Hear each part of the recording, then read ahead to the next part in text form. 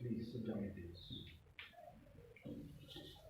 Today we have been doing a very famous poem, Christabel, written by S.T. Coleridge, famous romantic poet with Wordsworth. It's a long poem, and I think it will take 2 3 days. Let me have that.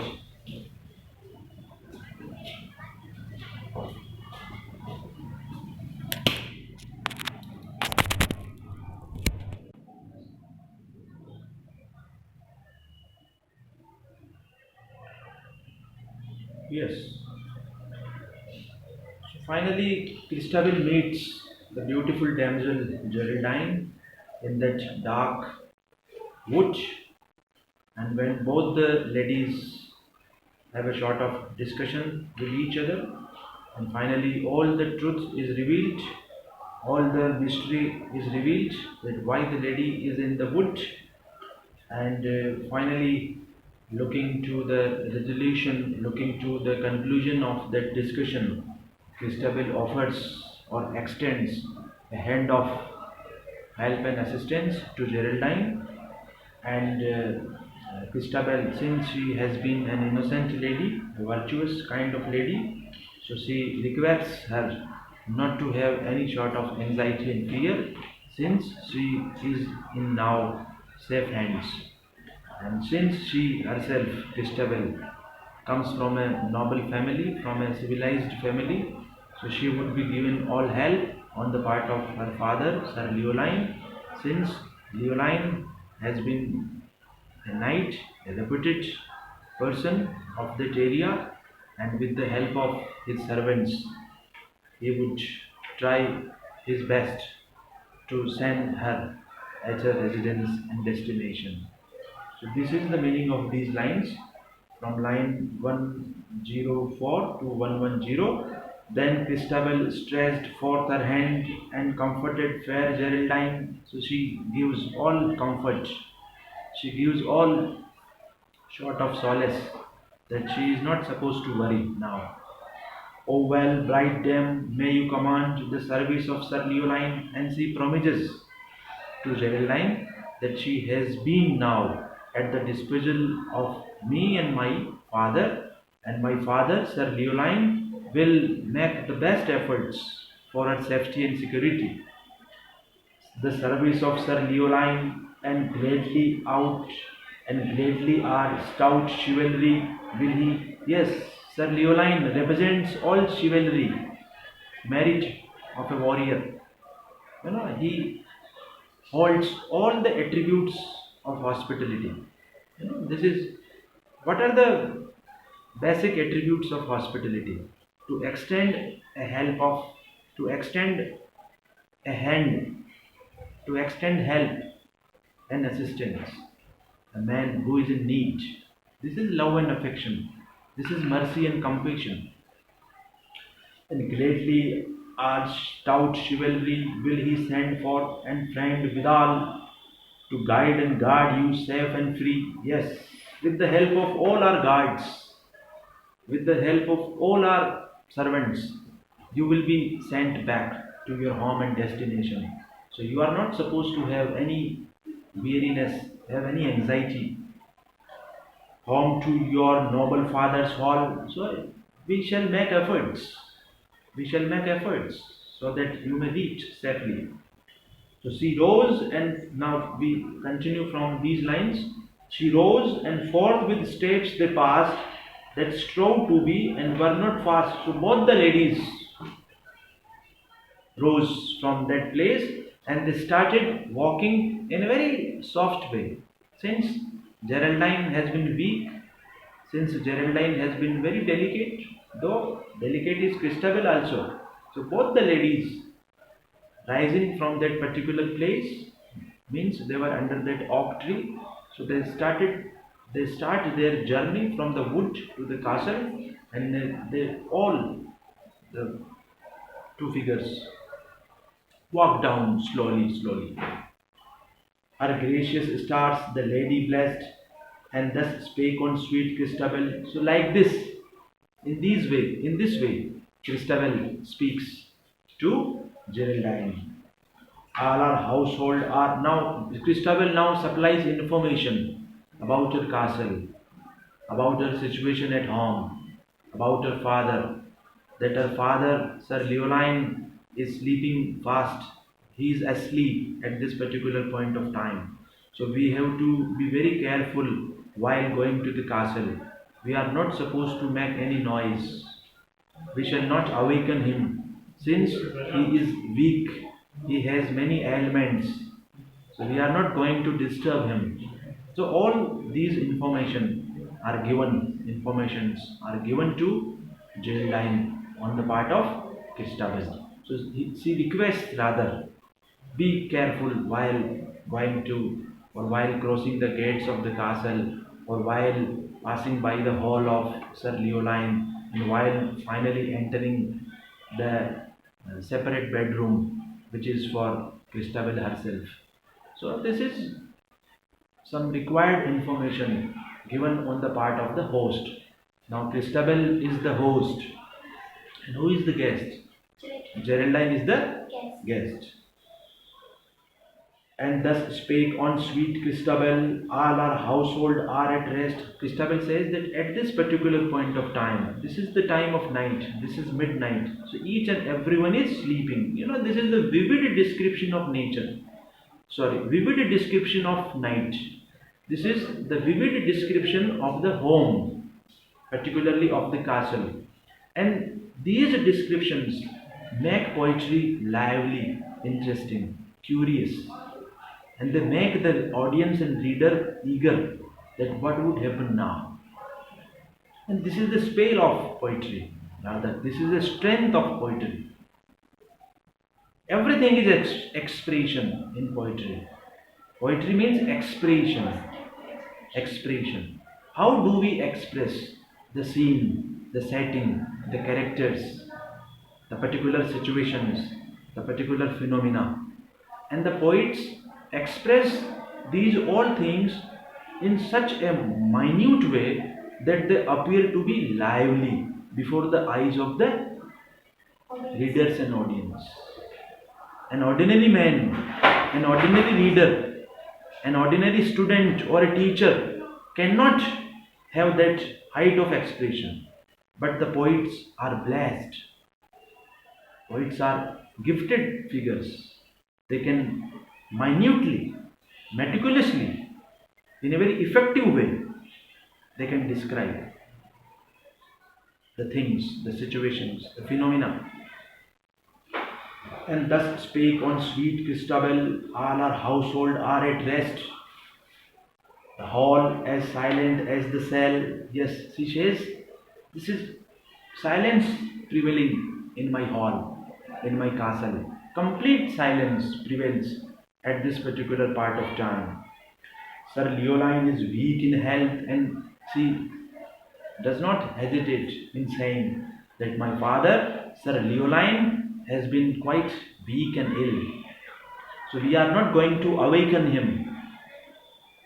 Sir Leoline is weak in health and may not well awakened be, but we will move as if in stealth. Yes. So we shall not awaken him, and we shall enter the gates or we shall enter the castle as secretly, as noiselessly as we could do. We shall not make any noise, because we are not going to awaken each and every one sleeping there, since it is the time of midnight.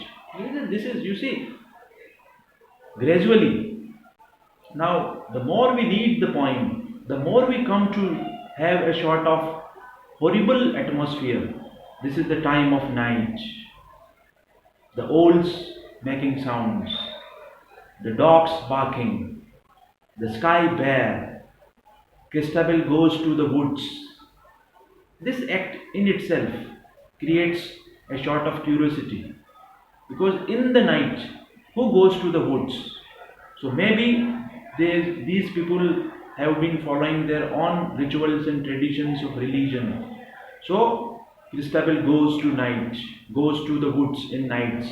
There she meets a stranger, a lady, a beautiful lady, a damsel, having wearing silken robe and a very beautiful, pretty and gorgeous.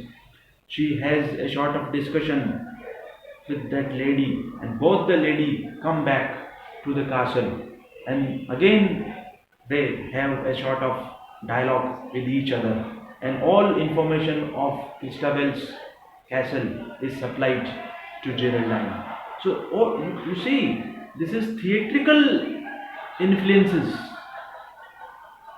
are present in the poem. Now you visualize both the ladies coming to the castle.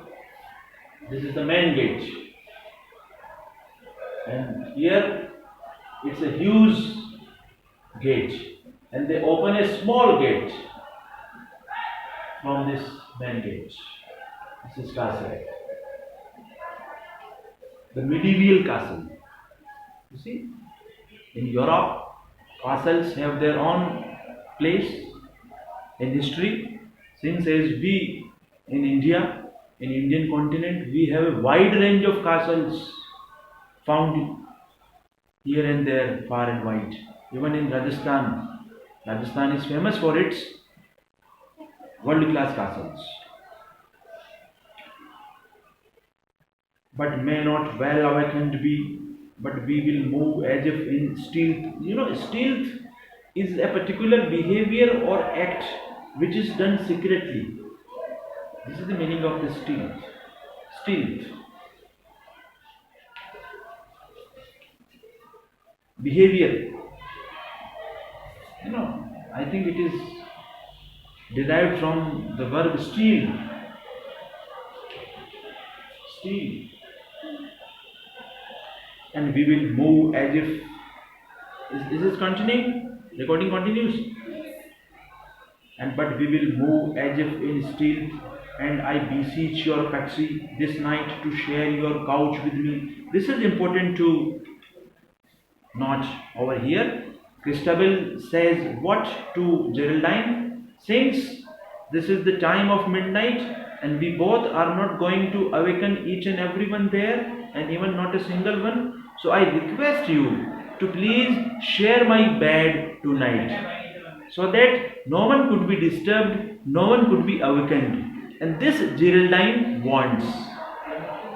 Unless she is in contact with Christabel, she cannot put her magic on Christabel. They have to be in contact. They have to be in deep contact with that person who is going to be affected. And I beseech your courtesy this night to share your couch, personal bed, the personal bed, not the separate room, rather the personal bed. Christabel says that you are going to share my own bed. Now they come by the side of the castle, by the side of the gate of the castle. Now this is, in these lines, the poet gives us a vivid picture of the medieval castles. You know, the poet describes about the medieval castles, their setting, their particular architect, how the gates are built up, what is the beauty, how could we have the sight of the gates of the castles, everything, each and everything has been described by the poet. They cross the moat. You know, moat. Moat is a defensive bitch. मोट जो होती है ना, वो एक खाई जैसा हम कहते हैं उसको, a defensive ditch which is built up around the entire castle. castle के चारों तरफ एक खाई खुदी हुई. This is found even in Rajasthan. Each and every castle is surrounded by a sort of deep ditch, so that the enemies could not come enter the castle. So firstly, these two ladies crossed the ditch, the defensive ditch, which is there for the safety of the castle, and Christabel took the key that fitted well, and with the help of a key, Christabel opens the gates. A little door she opened straight. So she opens a little gate out of that huge gate. There are two gates. One is the big gate, and in that big gate there is a small gate. So she unlocks that small gate with a suitable key. A little door she opened straight, all in the middle of the gate that was ironed within and without, where an army in battle array had marched out. So the gate was made of iron, and it was a huge, majestic, magnificent gate made of iron, and the complete gate was opened during the times of war, when the entire army had to come out of the castle. At that time, the complete gate was opened. But since there are only two figures, so Christabel opened only the small gate. Each and everything is minutely expressed, defined, or described, or delineated by the poet. All in the middle of the gate that was ironed within and without, where an army in battle array had marched out. It was in that medieval times, particularly, when when the complete gate was opened up, so that the army from inside the castle could come out. The lady sang belike through pen, and at this time a very sudden incident takes place. Suddenly Geraldine falls down, looking to weakness, and she becomes faint. It's a very strange act. It's a very strange behavior which Christabel notices, that suddenly Geraldine falls. The lady sank belike through pain, and it appears that she must have fallen looking to pain, looking to ache of her body, and Christabel with might and main lifted her up. So since the lady has fallen, so Christabel helps her to lift her up. But at once the lady Geraldine has been full of tremendous weight. Her weight becomes too heavy to be lifted up.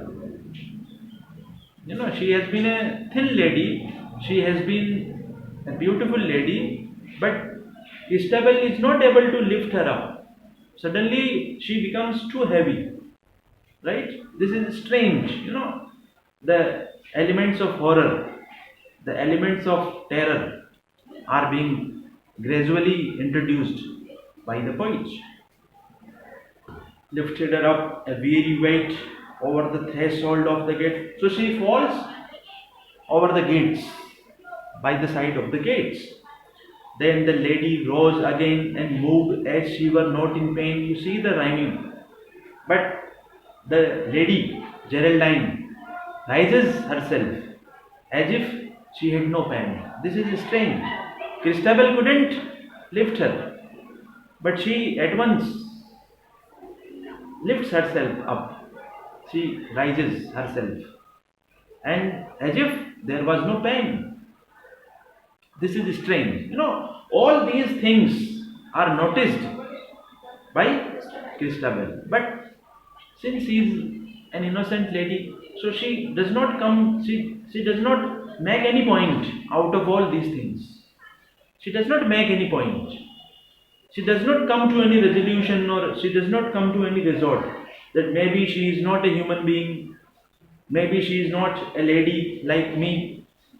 She never thinks that this is not a lady, rather it is a lady in disguise, and it is a witch.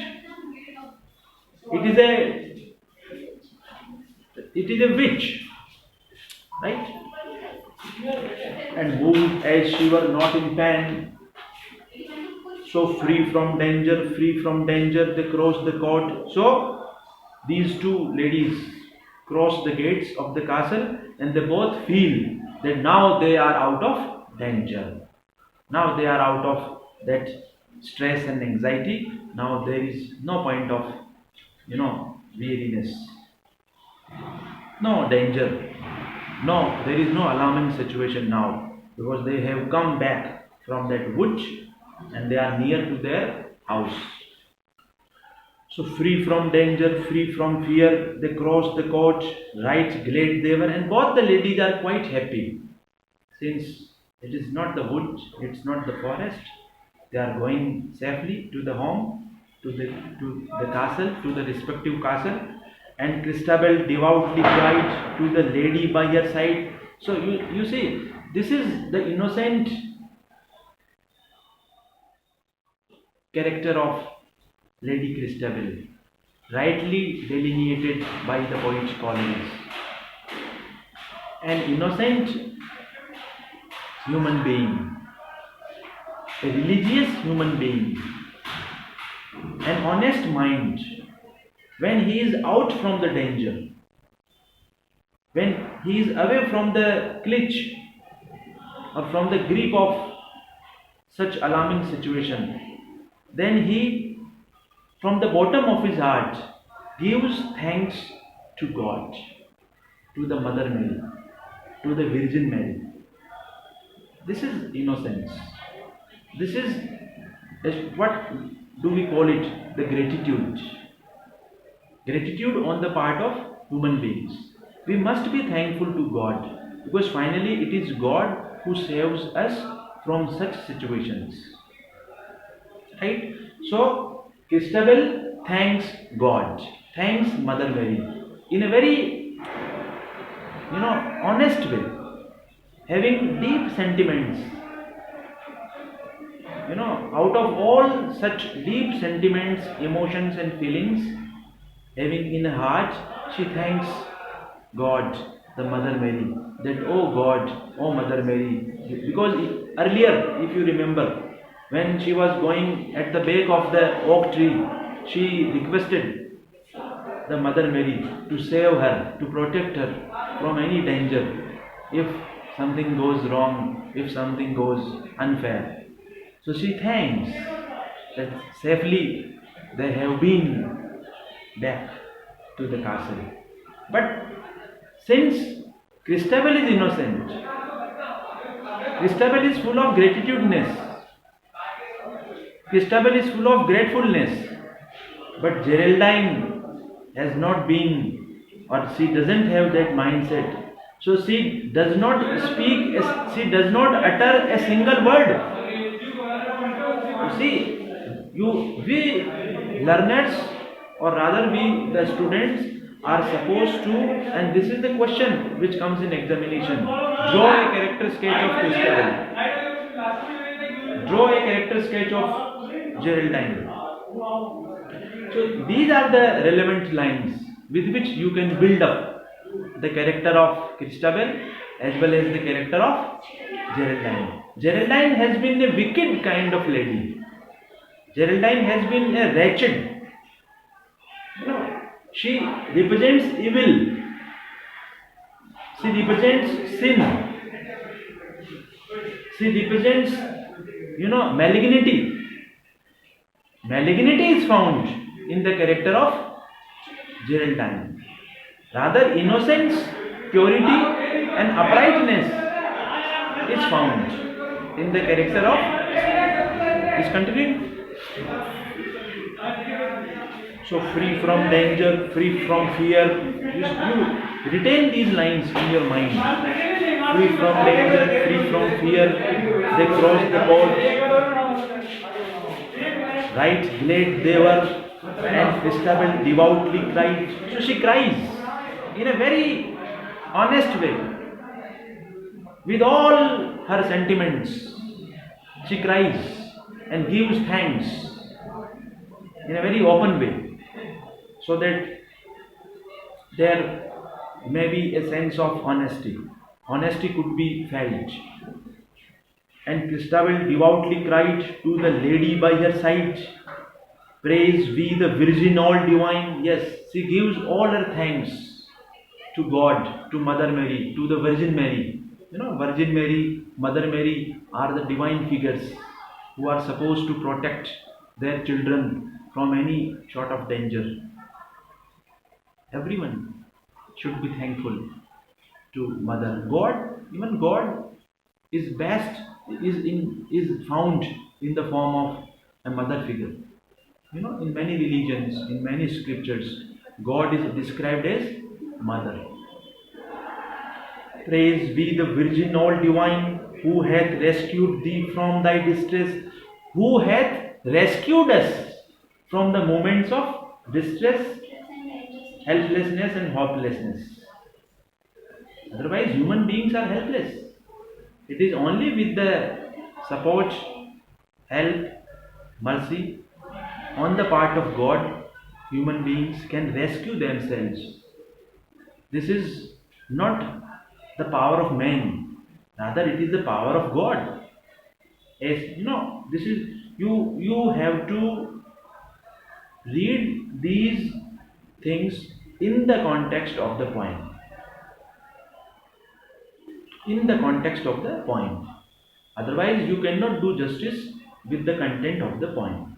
And Coleridge, as a critic, gives us a very tremendous slogan, a very tremendous term as far as criticism of poetry is concerned, that when it appears, when you take the things in such a way, or rather when it appears that these are not the natural things, they are not found in nature, they are not in accordance with scientific temperament, they are beyond science, they are beyond reason, they cannot exist in nature, in this world, they are mythological, they are based on myth, they do not have any truth. Then Coleridge gives us a very typical term which is very popular in the arena of literature, and that is the willing suspension of disbelief. Willing suspension, you write down this term. Willing suspension of disbelief. Though it is a particular point which we teach or which we study at M.A, but at this particular point of time, we can write down.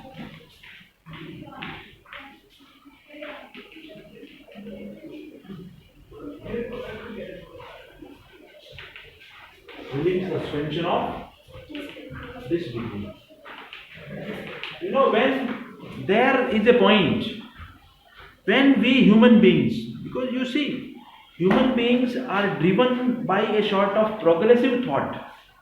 Human beings are driven by a thought of progressive ideology. We go forward. We take the things as per the norms of science, as per the norms of reasoning, as per the norms of thinking, rationality, logic. So when the things happen to be illogical, when the things happen to be a bit illogical, so will we not enjoy literature? Will we not enjoy mythology?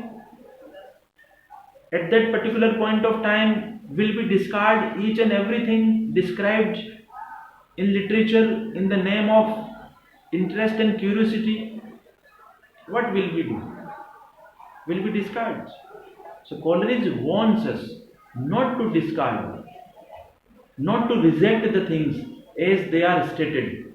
Rather, he gives us a sort of clue that suspend your disbelief for a while, till you read, till you are in mood of enjoyment. Because in literature, because in philosophy, because in many branches of knowledge, there are things which human beings at once do not believe. Particularly, his particular context is of literature. It's a different point which we can discuss later on. So free from danger, free from fear, They crossed the court, right glad they were, and Christabel devoutly cried to the lady by her side, praise be the Virgin all divine. So she gives all her thanks and appreciation to the divine presence of Mother Mary or the Virgin Mary, because she has been quite mightier. Only she could protect us from any alarming situation. Alas, alas, said Geraldine, I cannot speak for weariness. This is a sort of suspicious character, suspicious mindset, suspicious conduct on the part of Geraldine, that Geraldine does not speak with Christabel. And what does she reply? That I am not able to speak because of pain, because I am tired. This is important. Geraldine could have spoken. Geraldine could have accompanied Christabel in this particular prayer, but she keeps herself away from the prayer. She does not get engaged in the prayer of Christabel. This is suspicious part. This is suspicion. You know, human beings, rather they are human beings, or rather they are evil characters. They are never able to hide their innermost quality. This is the difference between human beings or evil characters. Or rather, you take human beings only. If a human being is a good human being, finally his goodness will come out through his actions and behavior. And if he is not a good human being, if he is a miscreant, if he is a bad human being, if he is a wicked, if he is a malefied personality, then his malignity would finally come through his. In Macbeth has been a good human being, a good fellow, but to some extent he has been subject to the germs of ambition. But his wife, Lady Macbeth, keeps on provoking him.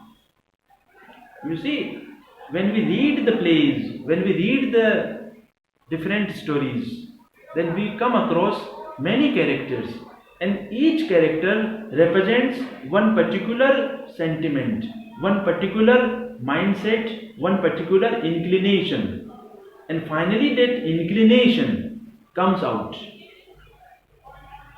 Finally that inclination towards particular ideology is manifested. This is important. In King Lear there are 3 daughters. The 2 daughters remain unfaithful to their father, or rather they, in the opening scenes, they behave differently, but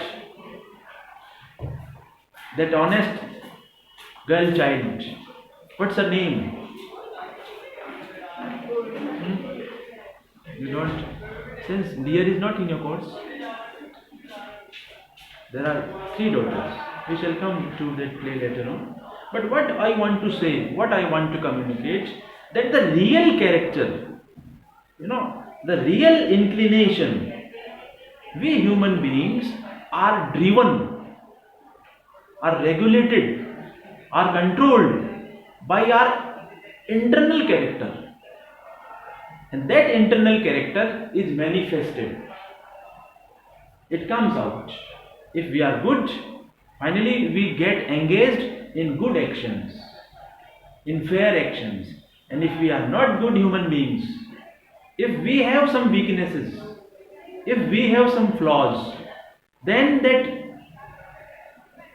acts of flaw would be reflected through our actions, through our lifestyles. Yes, I cannot speak for weariness, so free from danger, free from fear.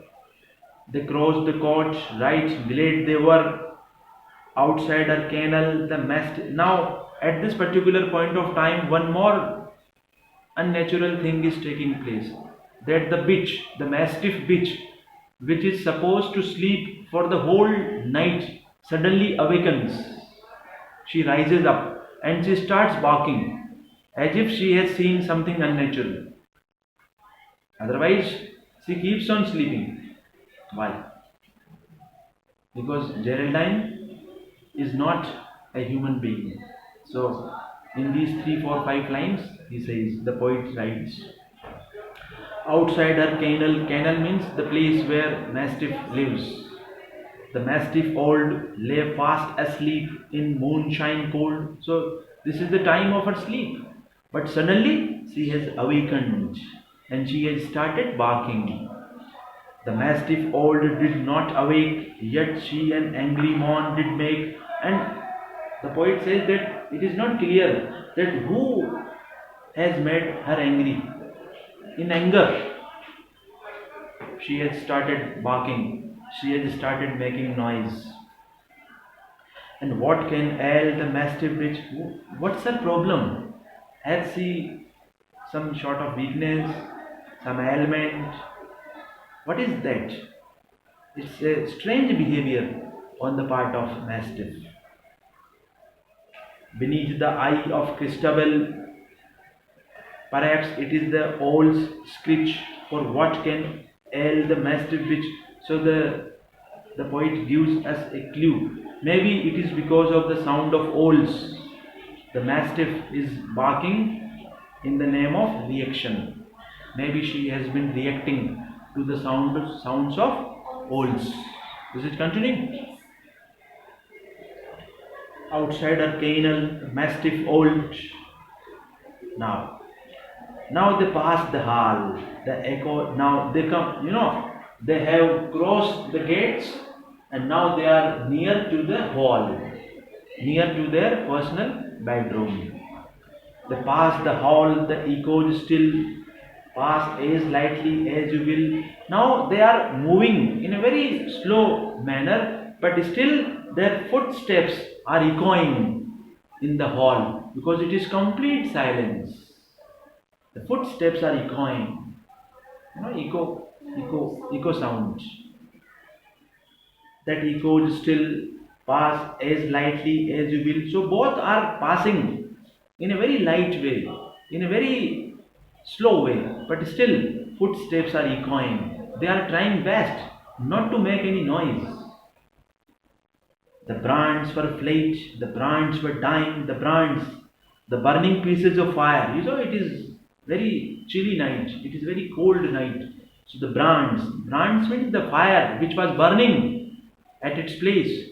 So fire was burning, but at the same time the fire was dying. It was a weak fire in that particular heat, right? And the fire was covered with its own ashes. It was not burning brightly, fire. But a strange incident takes place. When Geraldine passes by the side of the fire, fire suddenly starts burning in a bright way. This is horror, terror being created out by the poet. But when the lady okay, this is storage coming. Oh, let me check.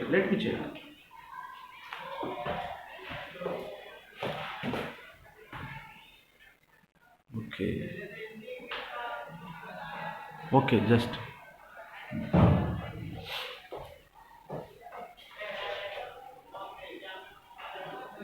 yes. They pass the hall that echoed still. Pass as lightly as you will. The brands were flat, the brands were dying. Fire, it is the description of fire. Fire was burning, but at the same time it was dying. It was not a sound fire. And when the lady passed, there came a tongue of light, a fit of flame. Yes, this is important. When Geraldine passes by the side of fire, suddenly there are bright flames. noticeable in that particular part where fire was burning. And Christabel saw, and at this particular time, Christabel sees into the eyes of Geraldine, but she is not able to see anything.